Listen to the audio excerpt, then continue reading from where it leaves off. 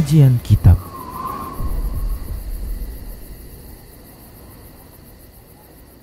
Bismillah, Assalamualaikum warahmatullahi wabarakatuh.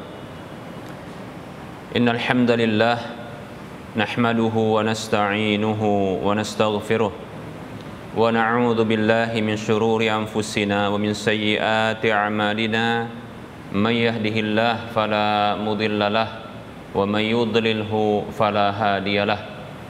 Wa asyhadu an la ilaha illallah wahdahu la syarika lah wa asyhadu anna Muhammadan abduhu wa rasuluhu sallallahu alaihi wasallam. Qala Allah tabaraka wa ta'ala, ya ayyuhalladzina amanu taqullaha haqqa tuqatih wa la tamutunna illa wa antum muslimun. Ya ayyuhan nasu taqu rabbakumul ladzi khalaqakum min nafsin wahidah wa khalaqa minha zawjaha wa bassa minhuma rijalan katsiran wa nisaa'a wattaqullaha alladzi tasaaluna bihi wal arham innallaha kana 'alaikum raqiba. Ya ayyuhalladzina amanu taqullaha wa qulu qawlan sadida yuslih lakum a'malakum wa yaghfir lakum dhunubakum wa may yuti'illaha wa rasulahu faqad faza fawzan 'azima. Amma ba'd, fa inna asdaqal hadits kitabullah wa khairal huda huda Rasulillah sallallahu alaihi wasallam wa syarrul umuri muhdatsatuha wa kullu muhdatsatin bid'ah wa kullu bid'atin dhalalah wa kullu dhalalatin finnar. Alhamdulillah, mari kita bersyukur kepada Allah atas semua nikmat yang Allah berikan kepada kita. Salawat dan salam tak lupa kita ucapkan untuk nabinya Nabi Muhammad sallallahu alaihi wasallam. Semoga Allah tabaraka wa taala memberikan taufik kepada kita agar kita dijadikan oleh Allah sebagai hamba-hamba Allah yang selalu setia dengan petunjuk ajaran Rasulnya hingga akhir hayat kita. Para hamba Allah rahimani wa rahmakumullah, kita lanjutkan pembahasan fikih muamalah kita, yaitu dalam pembahasan seputar hibah, ya, tentang akad hibah atau atiyah, ya, hibah dan atiyah. Hibah artinya ya pemberian hadiah, ya, atiyah pemberian, ya. Jadi atiyah wal hibah maksudnya adalah pemberian atau hadiah. Baik para hamba Allah rahimani wa rahimakumullah, hibah dengan mengkasrahkan haknya yaitu hi, kemudian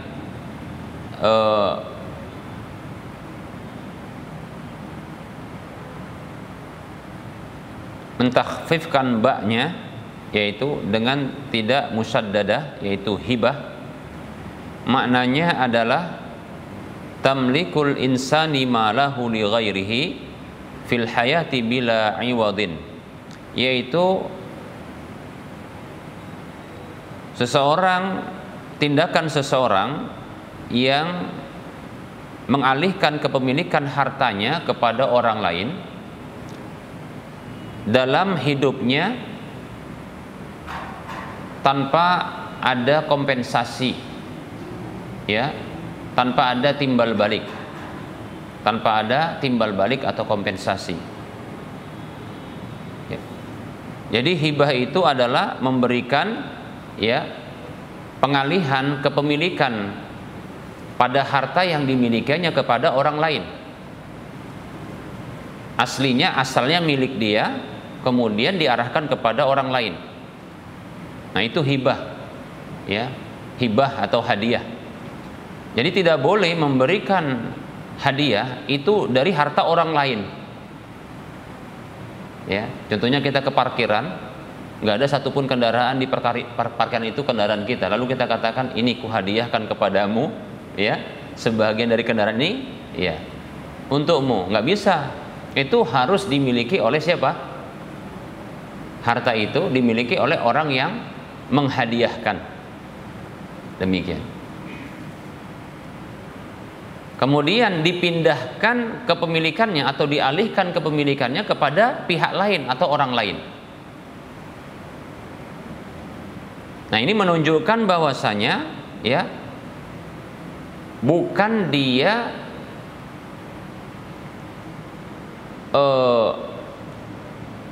manfaatnya yang dimiliki, tapi kepemilikan barang, paham ya? Kalau manfaat yang dimiliki, maka kita katakan ini bisa jadi adalah wakaf seperti yang sudah kita bahas pada pertemuan yang lalu, ya. Kemudian itu di dalam kehidupannya. Kenapa ini disebut dalam kehidupannya? Karena nanti kalau diberlakukan setelah matinya, itu bukan dikatakan hibah, tapi dia wasiat. Nah, itu dia. Jadi istilah-istilah dalam syariat kita ini, dalam ajaran Islam ini sangat spesifik.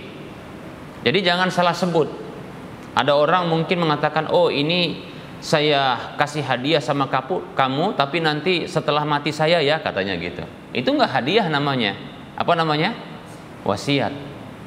Oh ini saya serahkan sama kamu ini, tapi sampai sebulan saja ya, nah gitu. Nah ini tidak bisa, ya. Kalau seperti ini hanya manfaat saja, paham ya? Yang disebut dengan apa ini? Pinjam, karena akan kembali dia barangnya, demikian. Dan bila iwadin, tanpa adanya kompensasi. Kalau ada bayar, ini berarti beli, paham ya? Nah ini luar biasa ya sebenarnya, ya. Dalam ajaran agama kita ini, yang agama kita ini dikatakan oleh Allah Subhanahu wa Ta'ala sebagai agama yang sempurna, sampai akad-akad atau transaksi-transaksi dalam urusan harta, bahkan dalam semua hampir kegiatan itu ada istilahnya. Kenapa? Karena diatur. Saking sempurnanya Islam ini, ya. Dalam urusan harta saja, kalau dia berbiaya dengan tanpa biaya itu beda. Yang diantara berbiaya ini ada kompensasinya, ada timbal baliknya, itu pun ada beberapa. Nah, disebut dengan ya uqudul muawadat namanya, yaitu akad-akad kompensasi, ya. Ada juga yang dia tidak berbiaya, artinya apa? Tidak ada kompensasi timbal balik yang harus diberikan, cuma-cuma. Ini disebut dengan uqudul tabarruat atau uqudul ihsan, yaitu akad sukarela atau akad kebaikan, transaksi kebaikan. Nah, contohnya hibah ini. Nah, di sini pun banyak sekali pembahagiannya. Kalau harta tadi itu berbatas waktu, berarti ini bukan hibah. Berarti hanya diambil manfaat, nanti zatnya akan dikembalikan. Apa ini? Pinjam, kan gitu, ya. Oke, ini diserahkan, terputus dari orang yang menyerahkan. Tapi permasalahannya adalah, ya, ini nggak dimiliki oleh pribadi tersebut, ya. Tapi boleh digunakan oleh semua orang. Berarti ini jadi apa? Beda wakaf sama hibah, coba itu ya. Nah begitu dia. Kalau dia diserahkan semasa hidupnya dengan diserahkan setelah matinya, itu beda, paham ya? Hibah dengan wasiat. Nah lihat itu, luar biasa ya.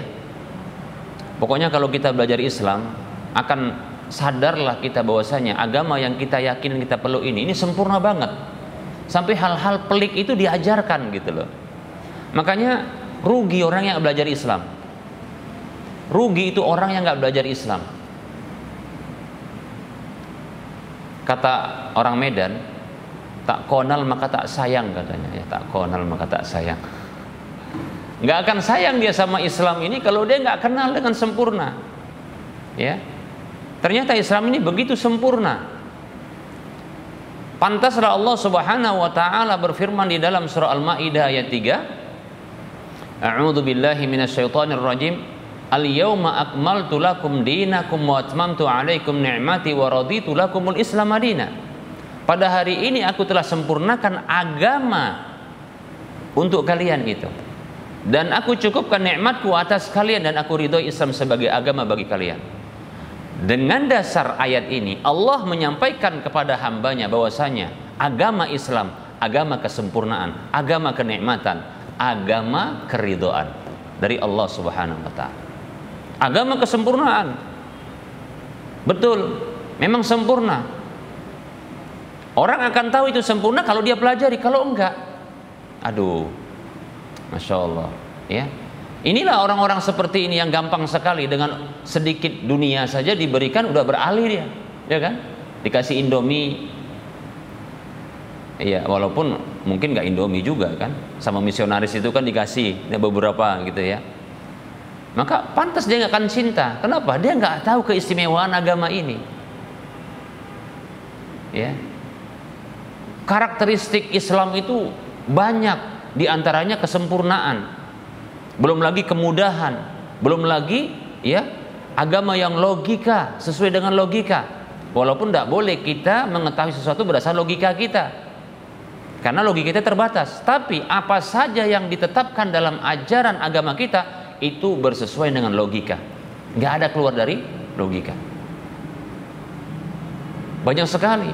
Satu karakter Islam saja kalau dipahami oleh seorang Muslim, tawaran dunia besar apapun itu nggak akan menggoyahkan imannya, gitu deh. Contohnya masalah ya kesempurnaan Islam ini. Ya. Contohnya kita belajar ini tentang hibah itu dari definisi saja udah, wah, Masya Allah luar biasa ya, sampai sejeli itu dia. Nah, cobalah tinggal kita bandingkan dengan agama yang lain, ada nggak ngurus-ngurusin masalah itu? Mana ada? Betul nggak? Urusan buang hajat saja itu diurusin, padahal yang mau dibuang itu nggak manfaat. Betul kan? Betul nggak? Itu kotoran, walaupun ketika membuangnya manfaat bagi orang itu, bagi manusia itu manfaat. Kalau nggak bisa keluar kan bahaya kan? Cuma yang dibuang itu kan nggak manfaat, ya, bagi dirinya secara langsung, ya, ngeluarkannya manfaat sama dia. Soalnya kalau tertahan lama itu bahaya sama dia kan gitu. Tapi zatnya itu kalau sudah keluar nggak manfaat sama dia. Nah gitu. Nah itu diatur. Gimana mau masuk WC-nya, gimana keluarnya, gimana ketika menghadapnya, gimana apakah ketika berdiri atau ketika dia duduk, diatur. Cobalah orang kafir itu, maksudnya agama-agama selain Islam, ngatur nggak? Mana ada ngaturnya? Nunjukkan nggak sempurna. Gitu.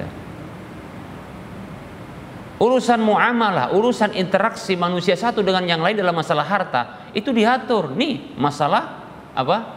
Hibah ini, hibah pemberian harta itu diatur.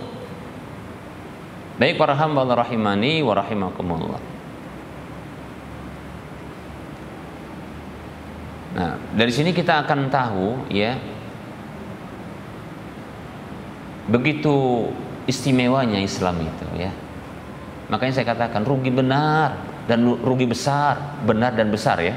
Rugi benar dan rugi besarlah orang-orang Islam yang ngaku Islam tapi nggak kenal dengan Islam.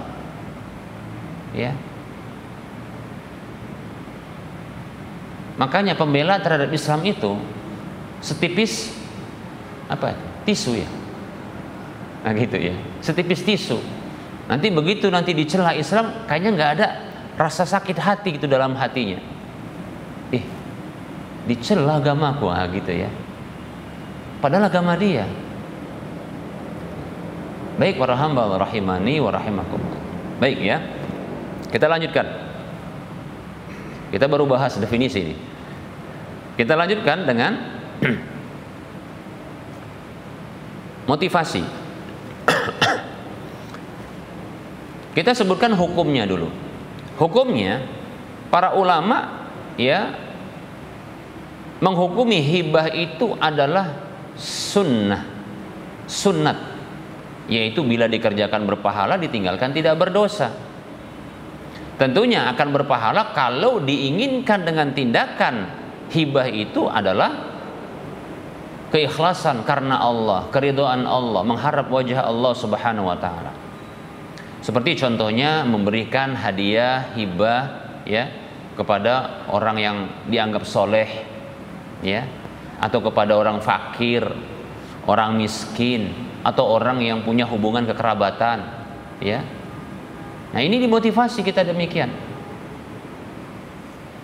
Apa fungsinya? Memang fungsinya adalah ya untuk memunculkan cinta. Makanya Nabi Shallallahu Alaihi Wasallam memotivasi kita untuk melakukannya dalam hadis yang diriwayatkan oleh Imam Al-Baihaqi, dan ini hadis yang dihasankan oleh Syekh Al-Albani rahimahullahu taala dalam Irwaul Ghalil di nomor urut hadis 1601. Nabi kita tercinta Nabi Muhammad Shallallahu Alaihi Wasallam bersabda, tahaddu tahabbu, saling memberi pasti saling mencintai. Ini motivasi. Hadis ini ungkapan Nabi itu terkenal dengan ungkapan disebut oleh para ulama dengan jawami'ul kalim, singkat tapi padat makna, gitu dia. Tahaddu tahabbu, saling memberi pasti saling mencintai. Nah, di sini pertama adalah anjuran untuk saling memberi. Yang kedua, di sini ada faedah yang didapatkan dari atau manfaat yang didapatkan dari saling memberi. Apa itu? Kecintaan. Paham ya? Yang ketiga, oleh karenanya, ya, ketiga ini maksudnya manfaat lainnya atau penjelasan lainnya, bila kita ingin menaklukkan seseorang, bahkan orang yang membenci kita, orang yang membenci kita, orang yang tak suka dengan kita, maka taklukkan hati dia dengan banyak memberi. Makanya Nabi Shallallahu Alaihi Wasallam di awal-awal dakwah beliau dan seterusnya dakwah beliau itu menggunakan harta. Apa buktinya? Buktinya ketika beliau diutus, siapa istri beliau ketika beliau diutus menjadi nabi dan rasul? Siapa istri beliau? Khadijah radhiyallahu anha. Siapa Khadijah radhiyallahu anha? Seorang saudagar kaya. Tapi harta, masya Allah, luar biasa. Ini istri yang luar biasa ini. Sampai ini luar biasa. Jadi kedua manusia ini memang luar biasa ya. Dijadikan oleh Allah Subhanahu wa taala sebagai apa? Tokoh-tokoh dalam Islam. Nabi sendiri sebagai apa? Utusan Allah, dan beliau didampingi oleh orang-orang yang luar biasa, yaitu ini diantaranya yaitu saudagar kaya yang menjadi istri beliau. Istri beliau radhiyallahu anha yaitu Khadijah radhiyallahu anha mendedikasikan dirinya dan hartanya apa yang dimiliki untuk mendampingi Nabi sallallahu alaihi wasallam ya menyebarkan agama ini. Sampai hartanya dipersilahkan untuk dijadikan sebagai ya fasilitas dakwah.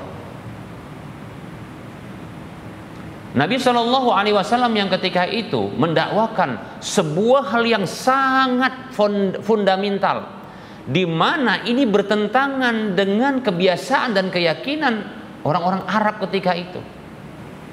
Coba bayangkan masalah keyakinan aja 360 berhala itu dimasukkan di rumah Allah. Rumah Allah itu mestinya itu hanya hak Allah dan hanya Allah yang disembah. Masuknya berapa? 360 berhala. Coba bayangkan di rumah kita dimasukkan laki-laki lain, kemudian istri kita melayani laki-laki lain tersebut. Kira-kira enak nggak? Luar biasa, saking rusaknya lah itu apa? Keyakinan orang Arab ketika itu. 360 berhala dimasukkan ke rumah Allah, Ka'bah itu, di Masjidil Haram itu, disembah selain Allah. Parah sekali rusaknya.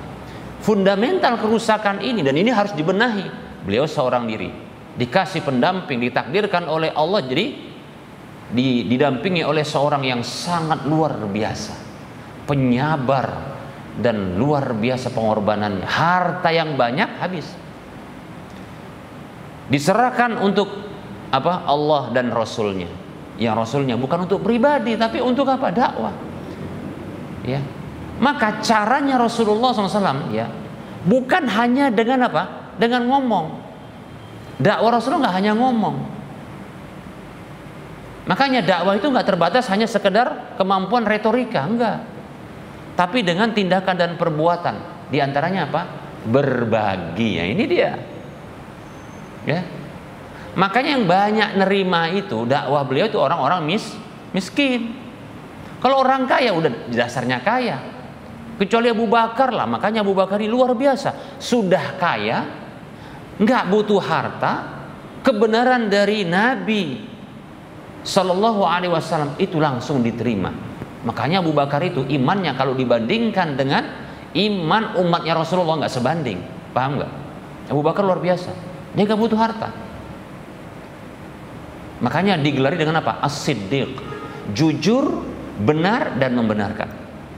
Itu luar biasa itu Abu Bakar. Ya.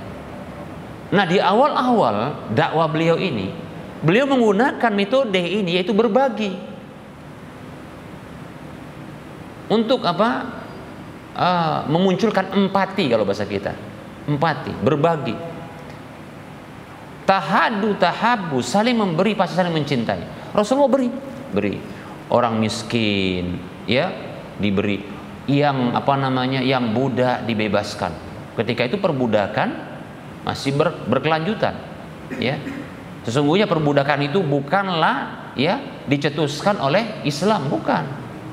Cuma Islam itu tidak menginginkan untuk dihapus secara keseluruhan, tapi diatur dia diatur dia manajerialnya agar tidak terdolimi budaknya, ya, dan tidak berlebihan dan tidak mendolimi orang yang memiliki budak. Bahkan Islam itu mengajarkan untuk membebaskan budak. Dalam beberapa kasus kalau ada pelanggaran, yang selalu diantaranya adalah bebaskan budak, gitu ya, itu tebusannya. Jadi kalau ada tuduhan kepada agama kita bahwasanya agama perbudakan, kita katakan, inti agamanya apa sebelumnya? Kalau dikatakan Yahudi Nasrani, itu agama inti dulu yang memperlakukan perbudakan, paham ya? Kita cuma ngatur dan memperbaiki, paham ya? Nah gitu. Baik para hamba Allah rahimani wa rahimakumullah. Ya. Jadi Rasulullah, ya, kalau ada orang yang kekurangan diberi, kalau ada orang yang kalau ada orang yang kesulitan dibantu, begitu Rasulullah. Ada tamu ditanggung, gitulah Rasulullah. Ya. Makanya jadilah Rasulullah ini di kalangan para sahabat itu dicintai, muncul cinta. Baik kali orang ini, kan gitu kan? Karena memberi tadi. Ya. Selain itu adalah memang diajarkan oleh Allah Subhanahu wa taala lewat Rasulullah SAW, bahkan Rasulullah yang mengajarkan kepada umatnya, ya. Maka beliau yang pertama sekali memberlakukan itu di awal-awal Islam, begitu. Paham ya? Maka jadilah Rasulullah dicintai. Walaupun ada tetap membenci, karena memang apa? Terusik dia keyakinannya, terusik dia kebiasaannya, itulah pentolan-pentolan Quraisy itu. Ya. Nah, karena Khadijah radhiyallahu anha yang mendedikasikan dirinya dan hartanya, jadilah Khadijah orang yang paling dicintai dari kalangan istri-istri Rasulullah, betul nggak? Sampai Aisyah saja radhiyallahu anha ketika ditanya Rasulullah oleh salah seorang sahabat, ya, man ahabbun nasi ilaika ya Rasulullah? Siapakah orang yang paling Anda cintai wa Rasulullah? Padahal pertanyaannya tadi ini maksudnya laki-laki. Langsung Rasul katakan apa? Sallallahu alaihi wasallam, Aisyah. Padahal pertanyaannya untuk laki-laki. Lalu dia kata, sahabat dia bertanya, minar rijal, dari kalangan laki-laki siapa? Abuhu, ayahnya. Karena dua orang ini luar biasa memang. Tapi pun, walaupun Aisyah itu paling dicintai, istri yang paling dicintai Rasulullah, tapi Rasulullah itu nyebut Khadijah. Paham ya? Ketika Aisyah jadi istri Rasulullah dan membagi harta beliau itu kepada orang-orang yang dikenal, orang yang ada hubungan baik dengan Khadijah, seperti itu. Nah, ini menunjukkan, sehingga para ulama menyebutkan istri mutlak yang dicintai Rasulullah dan paling afdol adalah Khadijah, karena memang pengorbanannya luar biasa. Ya. Kemudian baru Aisyah. Kenapa? Karena luar biasa harta Khadijah radhiyallahu anha itu apa? Ludes, untuk mau dikatakan ludes lah ya. Habis untuk apa? Untuk Rasulullah. Makanya pasti Rasulullah cinta, gitu. Nah, inilah pembuktian dari hadis itu. Tahadu tahabu, saling memberi pasti saling mencintai. Kenapa? Kebaikan itu akan menundukkan hati, gitu ya. Makanya Makanya nenek kita dulu ketika nikah sama kakek kita, mana ada pacar-pacaran? Ada nggak? Orang-orang dulu mana ada pacaran-pacaran? Yang ada perjodohan. Makanya ada namanya apa? Pernikahan model Siti Nurbaya, kan gitu. Betul nggak?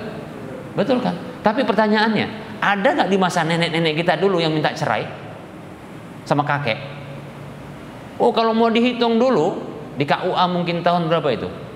80-an. Hitung aja berapa kasus perceraian. Mana ada? Betul nggak? Gitu. Yang sekarang aja yang kurang ajar, perempuan-perempuan itu minta cerai terus dia kan. Dan memang kadang ada laki-laki yang kurang ajar juga, mendolimi kan gitu. Tapi dulu pernikahan kakek-kakek maupun buyut-buyut kita itu nggak ada cinta-cintaan, mana ada pacaran-pacaran, betul kan?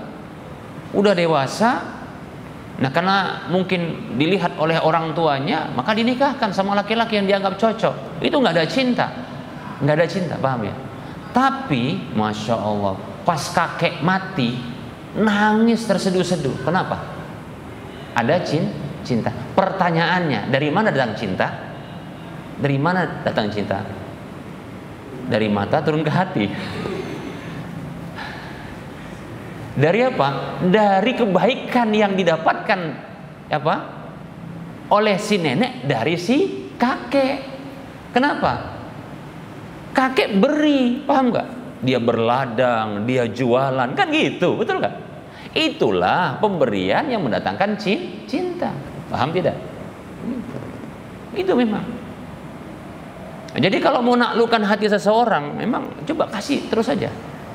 Contoh, punya tetangga, ini tetangga ini jahat kali sama aku, rumahku dilemparin, gitu kan? Kalau aku keluar dicibirin dan seterusnya. Coba lakukan challenge sekarang nama istilahnya ya. Challenge namanya, tantangan. Coba berlakukan hadis Nabi ini apa? Mau kutaklukkan dulu hati dia. Nah gitu caranya. Gimana? Kasih dia apa? Terserah, makanan dibagi. Kan kita dianjurkan untuk apa? Berbagi makanan ke tetangga kan? Kalau bisa makanan yang semerbak gitu dia, memang dimasak semerbak dia, sampai nonjok-nonjok ke hidung. Habis itu bagi, kasih. Kalau dibuang, oke, berarti dia nggak cocok sama dia. Berarti apa? Orang sekitarnya. Dia nolak, orang sekitarnya belum tentu, paham nggak? Kalau dia nolak, ini siapa yang nolak? Kasih anaknya, kasih pasangannya, gitu caranya. Punya cucu, kasih cucunya. Lama-lama takluk dia itu. Pasti, cobalah, nggak percaya. Belum mati dia dan takluk duluan dia. Gitu, challenge-nya ya kan. Tapi palak kali Ustaz, kan orang Medan gitu kan, palak kali aku dibuang makananku katanya. Ya tapi kan challenge tadi. Kalau challenge tuh ya harus dikuatkan gitu kan. Ya mau seberapa lama kita mau bermusuhan dengan tetangga kita, gawat kan. Permasalahannya kita mau jadi orang yang utama, kita taklukkan dia dengan cara apa? Kita beri hadiah terus gitu. Dia tidak terima, ya. Padahal terimanya mau dia itu, cuma dia gengsi aja itu. Gengsi aja, ya, gengsi aja. Makanya para jomblo dia. Ada jomblo di sini kan? Oh ini satu ya, Nana. Jadi kalau contoh ini jomblo ya. Kalau ada contoh nih ya, ada contoh ini. Ada jomblo suka sama jomblowati ya. Tapi mungkin dia belum tentu cinta, ya belum tentu cinta. Maka gimana caranya? Bantu dia, coba kasih. Dia datang cintanya. Nah gitu. Nolak dia, kasih orang-orang yang dicintai dia. Ayahnya begitu terus, tapi tanpa pamrih ya. Jangan pakai ketentuan waktu. Kalau ditentukan waktu memang lama, bisa nggak dapat. Tapi terus namanya mau naklukkan hati dia. Lama-lama betul juga bang ini ya katanya. Yang diharapkan di sana dicintai, cueknya kan gitu ya. Abang ini ganteng juga ya.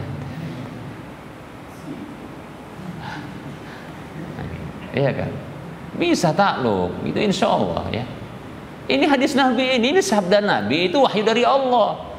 Karena apa yang difirmankan, disabdakan Rasulullah, itu wahyu dari Allah. Apa kata Allah Subhanahu wa taala?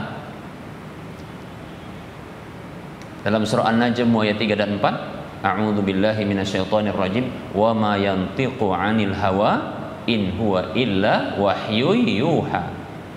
Tidaklah dia, yaitu Muhammad SAW itu berbicara dari hawa nafsunya. Tidaklah ucapannya melainkan wahyu yang diwahyukan kepadanya, yaitu wahyu dari Allah. Jadi wajib kita benarkan. Sebagaimana Al-Quran itu wajib kita benarkan, hadis juga kalau benar dari Rasulullah, sanadnya, yaitu jalur periwayatan itu benar-benar sampai kepada Rasulullah, wajib kita benarkan. Paham tidak?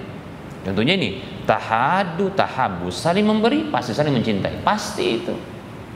Ya. Kita aja buktinya dengan orang yang berbuat sekali aja sama kita ingat nggak seumur hidup? Contoh ini ya. Pas kita berkendara malam hari kan gitu ya. Tiba-tiba bocor ban atau habis bensin atau rusak. Ada orang yang sukarela nolong. Ya, nolong. Ketika mau dibayar nggak mau. Ya. Kalau yang habis bensin didorongin, bahkan dibelikan dulu ya kan. Ya dibelikan, dikasih begitu. Atau kalau contohnya apa? Ban bocor, ya dibantu untuk apa? Menggantinya free, gratis, masya Allah. Ya. Ada yang rusak dibukakan sampai selesai. Mungkin dia pernah juga dibantu orang, makanya dia sukarela begitu. Yakinlah, seumur hidup nggak akan lupa, betul nggak? Padahal cuma sekali. Itulah kebaikan yang mendatangkan kecintaan. Makanya orang yang paling kita cintai secara fitrah kita adalah orang tua, karena orang tua itu banyak kebaikannya. Paham tidak? Pasti itu. Makanya itu rusak itu fitrahnya kalau ada orang lebih mencintai ayah dan ibu adopsinya. Bahasa kita apa? Ibu dan bapak angkatnya ketimbang bapak dan ibu kandungnya. Itu rusak, itu ada kerusakan. Betul, dua-duanya punya apa? Jasa. Tapi jangan sampai jasa orang tua yang melahirkan kita itu, yang itu taruhannya mati, yang orang tua kita laki-laki pontang-panting itu untuk mempertahankan kita supaya nggak gugur, contohnya kan gitu. Itu nggak diingat. Makanya selalu saya katakan ya kepada, kadang sebagian juga anak-anak angkat ini kadang kurang ajar sama orang tuanya. Dia fokus kepada orang tua angkatnya. Padahal orang tua angkatnya itu kebaikannya setelah dia apa? Setelah dia keluar. Yang mempertahankan hidup sampai dia bisa keluar itu orang tua kandungnya. Ya. Itu jasanya lebih besar ketimbang orang tua angkatnya. Walaupun kebaikan itu begitu banyak. Sampai saya katakan, kalaupun seandainya begitu ceprot lahir, dibawa langsung sama siapa? Sama orang tua angkatnya. Itu kebaikan orang tua kandung masih besar. Paham tidak? Karena untuk dalam perut itu, untuk bertahan hidup, itu ibunya itu berkorban besar. Mulai darilah susah makan, muntah-muntah, kan gitu kan. Mulai juga disebutkan dalam dunia medis bahwasanya embrio itu bagaikan lintah, tahu lintah? Yang dia nyerap makanan, coba berbagi. Jadi orang kalau ibu makan itu dia berbagi dua, makanya berbadan dua istilahnya, kan gitu. Itu untuk dirinya plus dengan apa? Bayinya. Kalau asupannya kurang, maka bayi itu dapat porsi lebih pertama ketimbang tubuhnya. Makanya banyak yang rusak tubuh perempuan karena bayi. Karena bayi dia prioritas, paham nggak? Langsung dia. Makanya kadang ya kalau perempuan itu kurang asupan gizinya ketika dia apa? Mengandung, itu yang rusak kalau nggak giginya, tulangnya yang osteoporosis, paham nggak? Karena itu yang diserap. Coba kalaulah dokter dia anak angkat nggak paham kayak gini, nggak sadar dia bahwasanya apa, orang tua perempuannya begitu apa besar pengorbanannya, nggak sadar juga, ini betul-betul kurang ajar. Kita saja yang bukan dokter aja bisa paham itu, paham ya? Makanya kita katakan coba ya, lihat kita prioritaskan orang yang paling besar apanya? Jasanya. Karena secara fitrah kita mencintai orang yang kebaikannya lebih banyak. Paham tidak? Begitu. Nah, inilah penjelasan tentang tahabbu.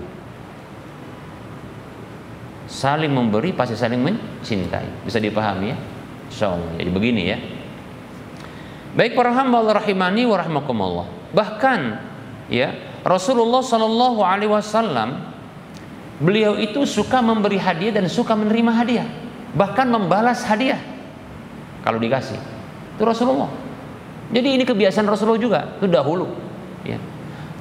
Ketika awal-awal beliau mendakwakan Islam, begitu juga seterusnya. Diriwayatkan oleh Ibunda Aisyah radhiyallahu anha, beliau mengatakan, "Kana Rasulullah sallallahu alaihi wasallam yaqbalul hadiyata wa yusibu 'alaiha." Dahulu Rasulullah sallallahu alaihi wasallam menerima hadiah dan beliau membalas hadiah tersebut. Dibalas, dikasih, beliau balas, begitu. Sampai-sampai ada sebagian sahabat itu sengaja ngasih Rasulullah supaya dapat lebih dari Rasulullah. Itu memang sahabat ya. Ada sebagian yang begitu, pingin, karena senang kalau dapat hadiah dari Rasulullah, makanya dikasih Rasulullah supaya nanti dibalas gitu. Ada yang begitu sahabat itu, bukan jelek ya, tapi karena senang dapat hadiah dari Rasulullah SAW. Ini hadis dikeluarkan oleh Imam Bukhari dalam kitab Sahihnya. Dan Rasulullah SAW juga melarang kita untuk meremehkan pemberian orang.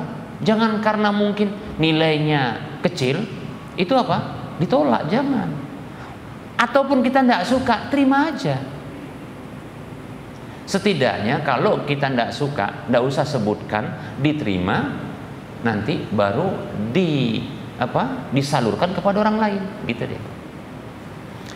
Dalam hadis yang diriwayatkan oleh Imam Bukhari Muslim, tentunya hadis yang sahih ya, dari sahabat Abu Hurairah radhiyallahu anhu, dari Nabi Shallallahu alaihi wasallam dia bersabda, "Ya nisa'al muslimat, wahai wanita-wanita muslimat, la tahqiranna jaratan la tahqiranna jaratun li jaratiha wala firsana syatin." Hadisnya diriwayatkan oleh Imam Bukhari Muslim. Kata Nabi SAW, wahai wanita-wanita muslimat, janganlah ada seorang tetangga yang meremehkan tetangga lainnya walaupun pemberian ya kikil kambing. Kikil dah. Kikil. Kalau orang Jawa sikil. Tahu ya? Sikil itu berarti apa? Kaki. Nah, ternyata ini mungkin diambil jadi apa? Jadi bahasa serapan, jadi bahasa Indonesia. Kikil namanya. Padahal sikil gitu ya. Ya betul. Oh, kikil kulit, salah ya? Sikil. Apa itu kalau kaki? Ya enggak lah, bahasa ininya, bahasa Indonesianya. Kaki kambing ya. Ya udah, berarti salah ya, bukan kikil ya. Salah berarti ya. Nah, berarti kita yang memang ya mungkin karena bahasa Indonesia saya kecil sedikit nilainya. 7 kurang mungkin ya. Baik ya, jadi salah sebut saya ralat ya. Jadi bukan kikil ya. Firsana itu artinya kakinya.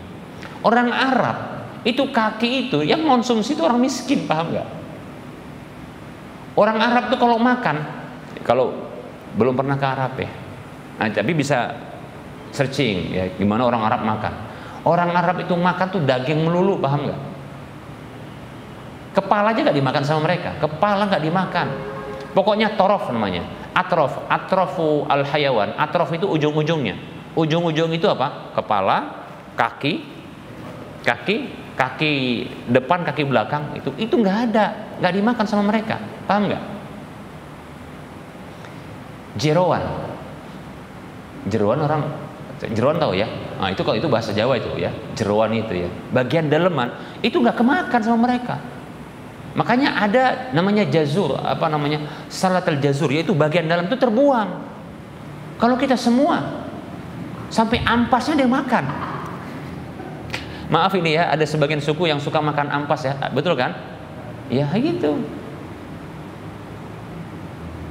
Pokoknya nggak ada yang sia-sia ini di Indonesia ya. Semua termakan sampai sak kikil-kikilnya kan gitu kan, kulit-kulitnya. Orang Arab ya Allah, kambing itu satu kambing kalau kita sekampung paling nggak sedusun atau selingkungan, kalau orang Arab 4 habis sama mereka. Itu udah plus dengan nasi. Kalau kita mah aduh cukup segini saja kan. Ya. Kalau nggak makan nasi nggak nendang katanya. Makanya pantas sering kena tendang ya kan. Baik para hamba Allah rahimani rahimakumullah. Nah, kalaupun seandainya makan itu harus sikil kaki kambing itu dikasih kayak gitu, kata Rasulullah, janganlah sampai ada seorang tetangga yang meremehkan tetangga lainnya walaupun pemberian hibah kaki kambing. Rasulullah pernah nggak nolak dikasih itu. Padahal Rasulullah tahu itu, para sahabat tuh tahu. Rasulullah tuh kalau makan kambing sukanya itu bagian depan. Ini kambing, paha kambing tapi kaki yang depan, bagian depan. Oh makannya mantep. Itu disukai. Ya. Tapi ketika Rasulullah dikasih kaki kambing diterima. Kalau kita memang mantap itu sup kaki gitu kan. Ya. Kalau orang Arab ini bukan pilihan. Kalau dikasih ini, kalau kita mungkin, wow Ustaz, malah kita yang ini pula nih jarang-jarang. Berarti ini istimewa. Makanya kita jangan tekstual, kontekstual namanya cara memahaminya. Bagi orang Arab ini remeh. Kalau kita mungkin, siapa yang nggak mau Ustaz kalau dikasih gini, ngapain pula kita remehkan? Kita harus tahu hadis ini orang Arab asalnya, paham nggak? Orang Arab ini kaki-kaki ini nggak jadi pilihan sama mereka, terbuang sama mereka, paham nggak? Kalau dikasih, diterima. Jangan remehkan. Nah, sampai seperti itu. Jadi kalau kita pun seandainya, ya, kalaupun kita dikasih yang remeh-remeh, terima aja lah. Bahkan ucapan terima kasih, masya Allah gitu ya, senang. Jangan kau pula kau kasih ini, udah tahu aku nggak suka kau kasih pula. Ya ngasih longsor, sakitnya tuh di sini malah mau berbuat baik, malah dia sakit hati kan gitu ya. Nggak usah begitu, diterima saja. Lihat ya, Rasulullah dalam hadis yang lain disebutkan. Tadi kita katakan Rasulullah kan nerima hadiah, bahkan beliau balas. Nah, perhatikan ini hadis yang lain dari Imam Bukhari dalam kitab sahihnya dari Abu Hurairah radhiyallahu anhu, dari Nabi sallallahu alaihi wasallam beliau bersabda, "Lau du'itu ila dira'in aw qura'in la ajabtu walau uhdiya ilayya dira'un aw qura'in la qabiltu." Apa kata Rasulullah? Andaikan aku diundang ke jamuan makan kaki-kaki, bagian kaki-kaki. Tadi kan sudah disebutkan kaki itu terbuang. Tapi kalau saking dia miskinnya dan susahnya paceklik, mungkin susah makan, itu pun harus dimasak kaki-kaki itu, ya. Apa kata Rasulullah? La ajabtu, aku akan datangi. Walaupun bukan prioritas, didatangi sama Rasulullah kalau diundang. Walau uhdiya ilayya dzira'un aw qura'un laqabiltu. Kalau aku diberi hadiah ya, kaki-kaki, baik kaki depan, kaki belakang itu, pastilah aku akan terima kata Rasulullah. Masyaallah. Padahal enggak prioritas, tapi tetap diterima. Begitu para hamba Allah rahimani wa rahimakumullah. Ya. Demikian. Ya jangan sampailah kita nyakitin orang yang mau berbuat baik sama kita, ya. Terkadang gengsi kali kadang kita, dan mungkin karena sombongnya, angkuhnya kita, pongahnya kita, sampai kita nyakitin orang yang berbuat baik sama kita. Udah terima saja. Contoh kalau di kampung, kalau kita ke kampung, sebenarnya saya pun orang kampung, bahkan orang kobun. Nah, tahu kan orang kobun kan? Nah, orang tahu kalau bahasa kobun itu, tahulah itu, pernah di kebon dia. Saya orang kebon. Nah, cuma memang lama di kota. Nah, kebiasaan kalau di kampung itu di kebon, kalau pas lagi dakwah gini, orang kampung itu kadang bawain macam-macam. Saya pun segan mau nolaknya, jangan ditolak. Kadang dibawa apa? Kelapa mentah yang masih bulat itu, nanti kita ngolahnya lagi. dikasih apa, dibawain apa namanya itu, ya gitu, pisang apa gitu kan. Sampai kadang yang kita bawa apa, kendaraan yang kita ini kadang penuh dia, tapi jangan ditolak. Itu dia seneng banget, itu bagi dia berharga itu kan gitu ya. Terima aja. Nggak usah pula, nggak kayak gini kali awak di rumah sana gitu ya, jangan gitu, sakit hatinya nanti. Baik para hamba Allah rahimani wa rahmakumullah ya. Jangan remehkan pemberian orang lain, jangan ya. Dia mau berbuat baik sama kita, maka hargai itu ya. Bahkan ada pemberian-pemberian yang tak boleh ditolak. Apa itu? Nah, berikut ini. Dari Azrah bin Sabit Al-Ansari rahimahullahu taala, ia mengatakan, Sumamah bin Abdullah radhiyallahu anhu bercerita kepadaku. Ia mengatakan, dakhaltu alaihi, ya, aku masuk menemuinya. Fanawalani thayyiban, dia memberikan hadiah minyak wangi kepadaku. Qala, ia mengatakan, kana Anasun radhiyallahu anhu la yaruddu at-thayyiba. Dahulu Anas radhiyallahu anhu itu nggak pernah menolak hadiah minyak wangi. Jadi kalau dikasih minyak wangi, walaupun kita baru saja kasih minyak wangi dan kita pun wangi, dikasih, contohnya kan ada orang gitu kan, ini ketika mau sholat kadang dikasih itu bukan mau dibawa pulang ya, bukan, nanti kita salah pula, itu maksudnya dipakai. Jangan contohnya kan begitu dikasih, tolong, dia nggak ngomong tapi dia dikasih gitu kan, itu maksudnya dikasih pakai, bukan lantas ditutup langsung dimasukkan ke saku. Orang yang bingung, loh mana tadi minyak wangiku, padahal cuma mau ngasih pakai doang. Nah, itu orang Medan begitu. Kayaknya di Jawa juga gitu. Jangan langsung, baik kali orang nih. Lantas apa? Dikantongin. Itu salah Anda. Ya. Lewat batas itu. Kebiasaan orang Medan kalau ngasih gitu, itu cuma ngasih pakai doang, secukupnya. Ya. Walaupun diputar-putar atas, bawah, kanan, kiri, gitu ditengok, mak tinggal dikit gitu ya. Itu pun nggak apa-apa. Yang penting dikembalikan gitu ya. Jangan dibawa pulang ya. Nah itu nggak ditolak, pakai saja. Walaupun udah nggak gitu, ambil aja nggak apa-apa. Walaupun apa syarat aja kata orang, sedikit saja. Nah begitu. Padahal tadi mungkin minyak wangi kita lebih mahal, lebih wangi. Ini si nyong-nyong. Jangan remehkan, kasih dikit aja. Nah begitu, pokoknya dia senang dipakai begitu. Baik para hamba Allah rahimani wa rahmakumullah. Anas mengatakan, ya, Anas mengatakan bahwasanya an-nabiy sallallahu alaihi wasallam kana la yarud tiba. Bahwasanya Nabi sallallahu alaihi wasallam enggak pernah menolak minyak wangi. Jadi kalau dikasih minyak wangi untuk dipakai, itu enggak pernah ditolak sama Nabi sallallahu alaihi wasallam. Hadis ini hadis yang dikeluarkan oleh Imam Bukhari dan Tirmidzi. Dan begitu juga ada riwayat dari Abdullah bin Umar radhiyallahu anhuma, beliau mengatakan Rasulullah sallallahu alaihi wasallam bersabda, "Salasun la turaddu." Ada tiga hal yang tidak boleh ditolak. Apa itu? Al-wasaidu, bantal. Wah, kalau gini memang nggak nolak ya kan? Kasih bantal gitu kan. Dikasih bantal, terima aja. Cocok kali tidur siang ini kan. Ya. Atau dikasih bantal, ya malam gitu kan, dikasih bantal untuk tidur contohnya kan, terima saja, nggak usah ditolak. Kemudian ad-duhnu, apa itu? Minyak rambut, kasih minyak rambut, nah, pakai saja ya. Kemudian al-labanu, ad-duhnu ini minyak rambut bisa, minyak wangi bisa. Kemudian al-labanu, susu, nah gitu dia. Kalau seandainya pun ya, kalau seandainya kita nggak suka, terima aja dulu. Contohnya, silakan minum, iya. Oh saya bungkus ya, gitu ya. Ya. Masya Allah saya bungkus ya. Nunjukkan seolah-olah apa? Kita itu suka, saking kita bawa. Rupanya bukan hanya itu dikasih, dibawakan satu. Padahal gimana cara ngabiskannya? Nggak apa-apa, dibawa pulang. Kasih anak, kasih istri, nggak suka semua, kasih tetangga, gitu. Jangan dibuang, jangan. Aduh ya. Memang ada sih orang nggak suka susu kan, ada kan? Tapi kebangetan kalau nggak ada yang suka susu di sini.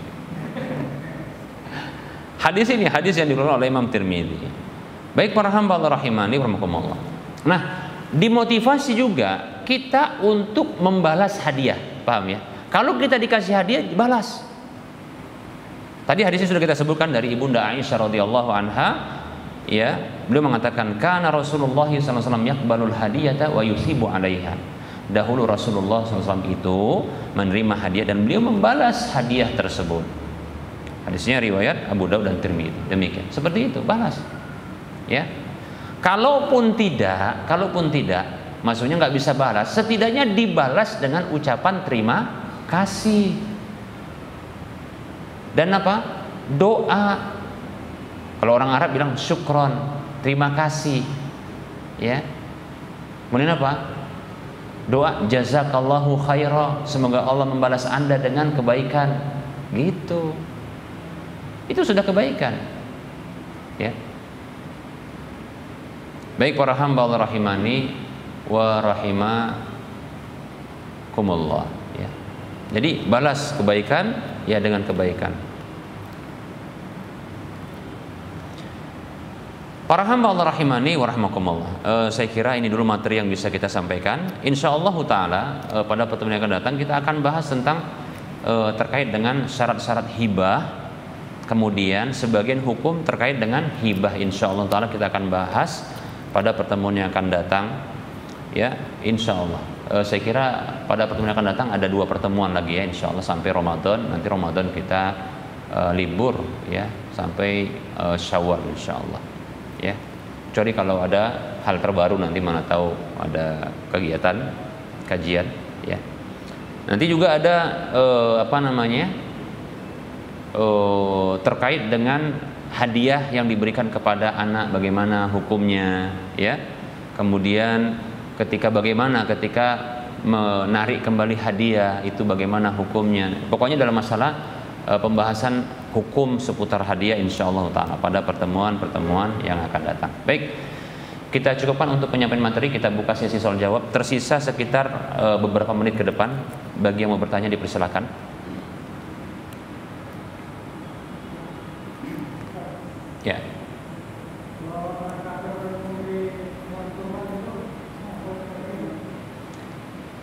Orang kafir memberi hewan kurban, maksudnya apa?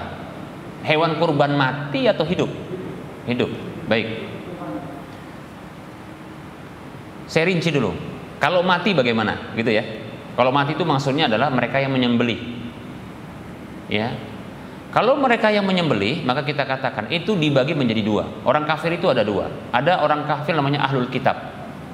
Ada yang kedua orang kafir yang dia bukan ahlul kitab. Siapa ahlul kitab? Yahudi dan Nasrani. Ya.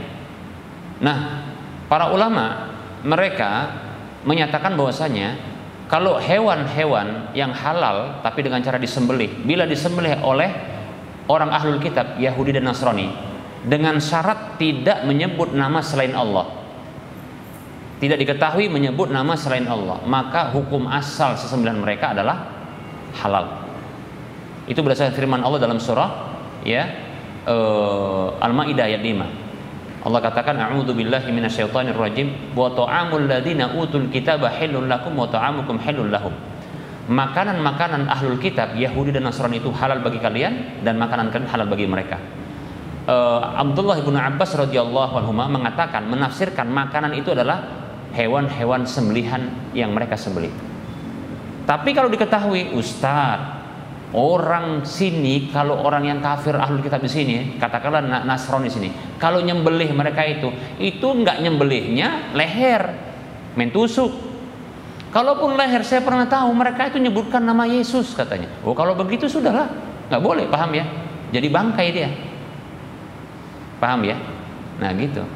Tapi kalau nggak tahu, ya, oh ini jangan-jangan yang nyembelih adalah ininya, pembantunya gitu deh.